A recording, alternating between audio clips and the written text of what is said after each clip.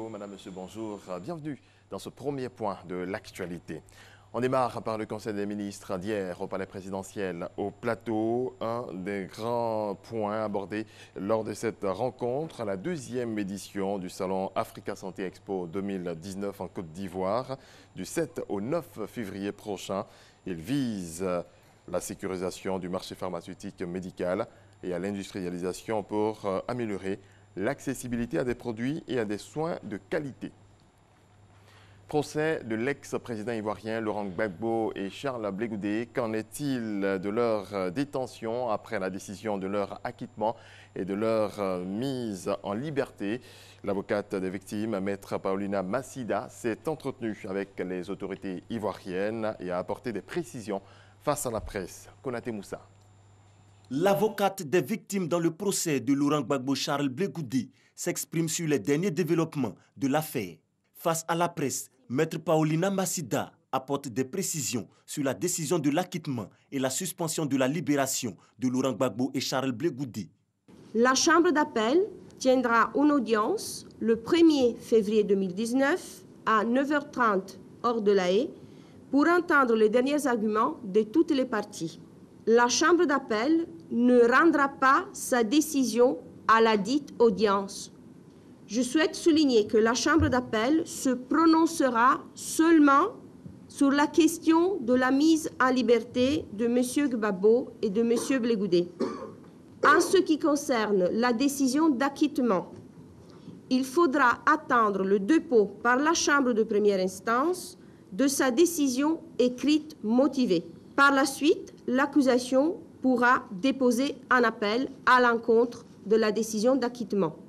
729 victimes autorisées par les juges de la Cour pénale internationale ont pris part à la procédure. Selon la représentante des victimes dans l'affaire Laurent Gbagbo et Charles Blé Goudé, les victimes déçues de la décision d'acquittement attendent que justice leur soit rendue. Les victimes ont contribué à la procédure en partageant et expliquant leurs souffrances et les nombreuses conséquences des crimes sur leur vie, leur famille et leur communauté. Conséquences qui ont encore des répercussions sérieuses dans leur quotidien. Les victimes que je représente restent confiantes de pouvoir poursuivre leur quête de justice devant la Cour pénale internationale. Le 15 janvier, la Chambre de première instance de la Cour pénale internationale a prononcé l'acquittement et la mise en liberté des deux leaders politiques. Le lendemain, une demande de suspension de cette décision réclamée par l'accusation est rejetée. Le 18 janvier, la majorité des juges de la Chambre d'appel octroie la demande d'effet suspensif de la décision de libération de Laurent Gbagbo et de Charles Blé Goudé. Programme de logements sociaux en Côte d'Ivoire. Le ministre Bruno Namayakone annonce de nouveaux promoteurs immobiliers. Compte tenu des retards accusés, le ministre de la Construction, du Logement et de l'Urbanisme veut donner un coup d'accélérateur avec la réalisation par l'État de sa part d'engagement vis-à-vis des souscripteurs. Cheikh Koné. Depuis son lancement en 2013, le programme présidentiel de construction des logements sociaux et économiques n'a pas produit les résultats escomptés.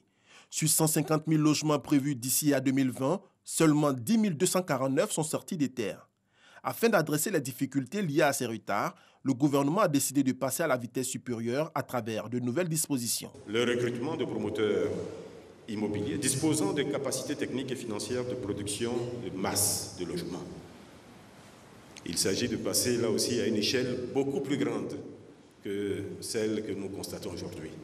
Nous encourageons les promoteurs nationaux à s'allier à des promoteurs internationaux qui ont l'expertise, qui ont les capacités pour aller plus vite, plus fort. À cela, il faut ajouter la mise en œuvre de techniques innovantes de construction, la facilitation de l'accès au crédit à la fois pour les promoteurs et pour les acquéreurs. Pour Bruno Koné, il y a nécessité de redéfinir la politique du logement social en Côte d'Ivoire pour la prise en compte des réalités locales d'une part et la fixation d'un prix adapté d'autre part. Le principe est simple. Si vous voulez faire du logement social, il faut faire un logement adapté aux populations qui ont le moins de moyens. Et pour faire un logement qui est adapté à ces populations, il faut qu'il soit le moins cher possible. Et pour qu'il soit le moins cher possible, la solution, ce n'est pas un cahier de charges qui crée au contraire une inflation au niveau du coût du logement, y compris du logement social. Au niveau du développement des villes, il est prévu pour 2019 une restructuration des quartiers précaires à Abidjan où vivent plus d'1 million de personnes, a annoncé Bruno Nabagno-Koné.